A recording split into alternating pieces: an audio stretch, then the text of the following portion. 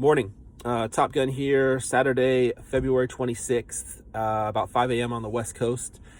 This is the world according to Top Gun, a generational top. Okay. On Monday, November 19th, the NASDAQ closed above 16,000 for the first and only time. Friday, November 19th.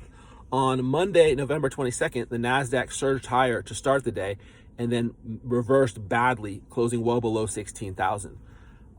Ending a 40-year bull market that began in 1982, the greatest bull market in history. So what we saw on November 22nd was not just a top to any bull market. It's a generational top akin to the top we saw in 1929, in my opinion. Why? So this bull market got started in the early 80s when Paul Volcker, who was nominated to be Fed chair in 1979 by Jimmy Carter to replace Arthur Burns, crushed the inflation caused by the Vietnam War and Lyndon Johnson's Great Society that Arthur Burns didn't have the backbone to tighten monetary policy and do. But Paul Volcker did, and that ushered in an era of disinflation, of declining interest rates, and rising stock markets, stock prices. Now, ironically, inflation is rearing its head once again for the first time in 40 years due to easy monetary policy again.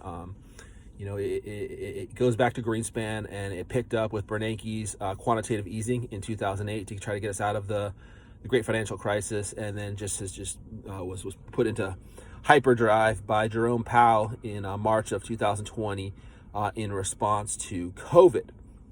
Okay, now the first part of the first half of this 40-year bull market was beautifully covered in a book by Maggie Mahar called Bull, and in the prologue to that book, she talks about a speech that the greatest investor of all time, and the guy who made his name during this 40-year bull market, Warren Buffett, gave at Sun Valley, Idaho, at an annual conference they hold there, where he basically said that, look, this is a bubble. It's going to pop. It's not going to last. And it was not well received, but Buffett was ultimately vindicated. Okay, why do I mention Buffett? Because Buffett's story is integrally entwined with the great bull market from 1982 through 2021. And so I highly recommend Maggie Mahar's book. And if you want to learn more about Buffett himself, you can't do better than Roger Lowenstein's Buffett, The Making of an American Capitalist.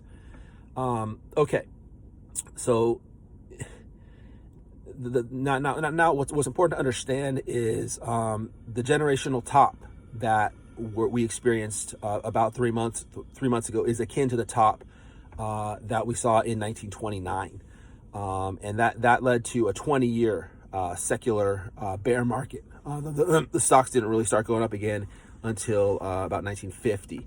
The 30s were obviously a terrible decade. World War II in the 40s. So I believe the Dow didn't reclaim its 1929 peak until 1954. So 25 years later, and we're looking at something similar now, in my opinion. So we're gonna be us investors are gonna be investing in this this new regime for the rest of our careers.